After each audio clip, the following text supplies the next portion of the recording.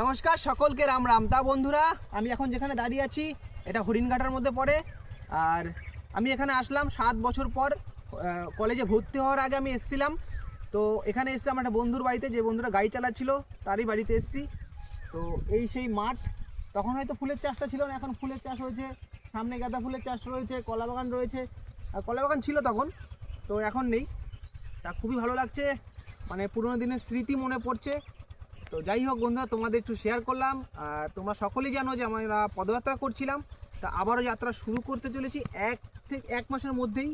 তো সেই যাত্রাটা হবে আমার সাইকেল নিয়ে যাত্রা। যে 6টা জ্যোতির্লিঙ্গ রয়েছে তার সঙ্গে তোমাদের দেখাবো দিল্লি গেট, আর দেখাবো কুরুক্ষেত্র ময়দান, যেটা আমাদের মধ্যে ছিল না। আরেকটা জিনিস দেখাবো, সেটা হচ্ছে তোমার গুরুদুয়ার। তা বন্ধুরা যাই হোক, তোমাদের আমি আমি কোথায় কোথায় যাচ্ছি, কী কী করছি তোমাদের আমি বলেছি দেখাচ্ছি। আর এর পরবর্তী হয়তো আমরা মায়াপুর যেতে পারি, সেখানকার ছবিও তোমাদের দেখাবো। সেটাও আমার 7 বছর আগেকার যাওয়া মায়াপুর, আবারও তোমাদের নিয়ে মানে ভিডিওর মাধ্যমে দেখাবো আর আমি যাব।